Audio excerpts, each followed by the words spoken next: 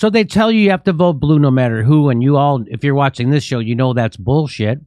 But here's just to cement that idea. This is kind of unbelievable. Pelosi backs Cuellar's reelection bid in Texas, despite his FDI probe.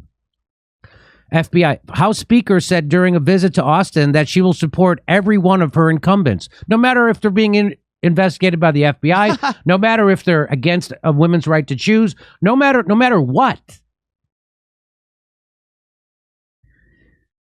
Cuellar stands by endorsement of pro-life Cuellar against progressive primary opponent, while Jeffries dodges. So this guy is pro-life. He was running against a pro-choice person. The Democrats backed him. The guy who's against a woman's right to choose. That's the guy who's second in command in the House. Also, Nancy Pelosi backs him. And you think they give a shit about the abortion ruling by the Supreme Court? Somehow that's my fault. But they can do this. They can do this, and nobody cares. And nobody will hold Nancy Pelosi or Steny Hoyer accountable for this. They're not despicable, Andy. Right? Where's all those people? Where are they? They don't have any outrage for actual people in power. They save all their outrage and ire for YouTube hosts. Right? And I really don't want to mention his name anymore because it just props him up because he's a nobody and nobody knows who the fuck he is. And people actually watch this show. So I don't want to, you know what I mean? You froze, so I don't even know who you're talking about. I didn't mention his name. I don't want to mention his name. House Majority Whip Jim Clyburn stumps for an anti-abortion rep Henry Cuellar. Hey, coalition representing 24 million workers blasts dangerous Cuellar bill. So now not only is he against a woman's right to choose, he's anti-woman. That's what Democrats would say if it was a Republican. Not only that, but he's anti-worker. And Nancy Pelosi and the Democrats embrace the shit out of him. And he's got a bill that's anti-worker. A coalition of 40 labor and social justice groups on Monday sounded the alarm over anti-worker legislation recently introduced by right-wing Democrat Congressman Henry Cuellar of Texas and 2 House Republicans. He introduced that with 2 Republicans.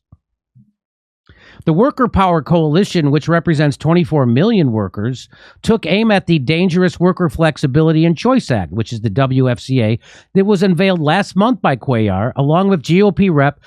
Elise Stefanik and Michael Steele. Michelle Steele, sorry.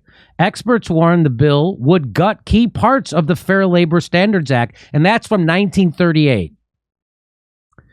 It would be impacting not only gig workers employed by ride-hauling giants like Lyft and Uber or food delivery services like DoorDash, but also others whose companies want to skirt minimum wage and overtime protections.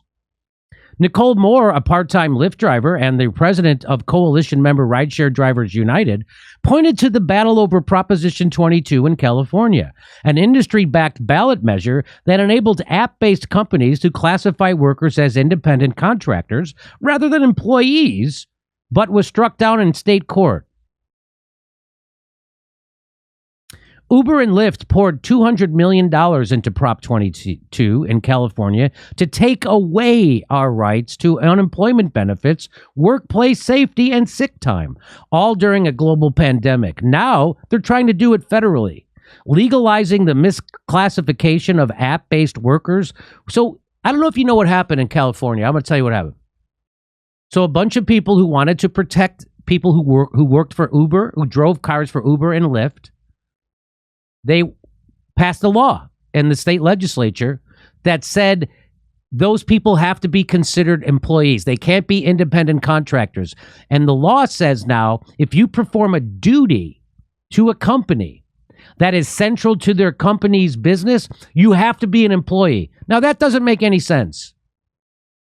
Because, first of all, Uber and Lyft, they spent $200 million and they got exempt from that law. The law that was written for them specifically, they got exempted from it.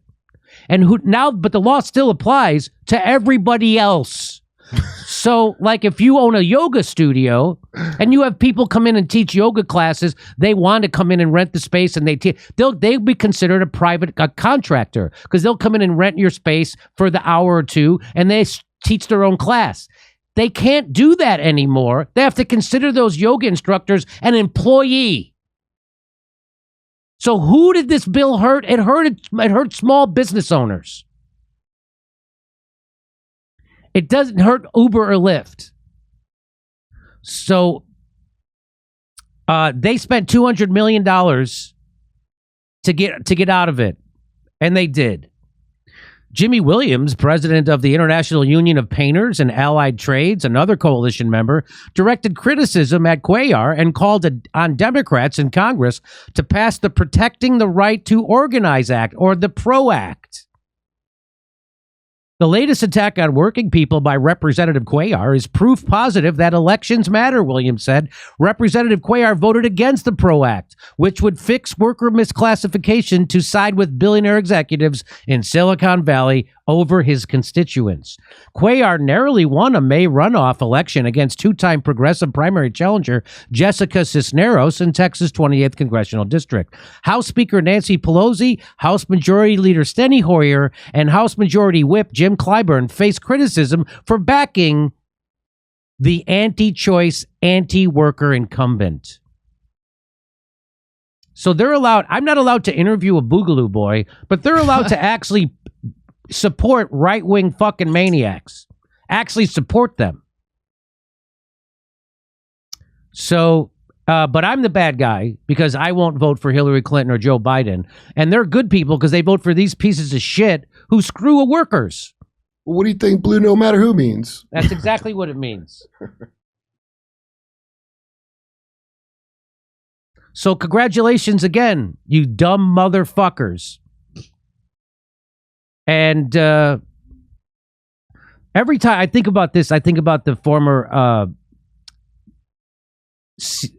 executive producer of The Simpsons. What's his name? Dana Gould? Dana Gould. I always think about him because he's a fucking jackass with his head up his ass about this, telling you got to vote for Democrats because they're good people and you're a bad person if you vote for anybody else. They don't know anything about anything, these people. They know nothing. And they wag, but they're good at wagging their finger. And meanwhile, they're the evil. Bill Clinton was the greater evil. Barack Obama was the greater evil. And they don't realize it, but I do. And that's what's sad, because I'm dumb. And I'm smarter than them, because it doesn't take smarts to see what's going on. It just takes the courage to see what's going on. And they lack it. Yeah. They don't have it. I think they're smart enough to not see what's going on. That's exactly right. Happening. Yeah. If you want your career to go well in Hollywood, you have to go along with the establishment. And that's why you get people apologizing for taking pictures with Dave Chappelle. And that's why you get people going, I don't want any trouble. People who used to be considered edgy comedians going, I don't want any trouble. Are you fucking kidding me? Isn't that crazy, Kurt? What's happened to comedy and what happened? It's crazy. Hey, we're doing live stand-up comedy coming to your town, Indianapolis, Louisville, Cincinnati, Tulsa, Oklahoma City, Detroit, Rochester. Go to jimmydorecomedy.com for a link for all the tickets for all our dates. See you in Denver, too.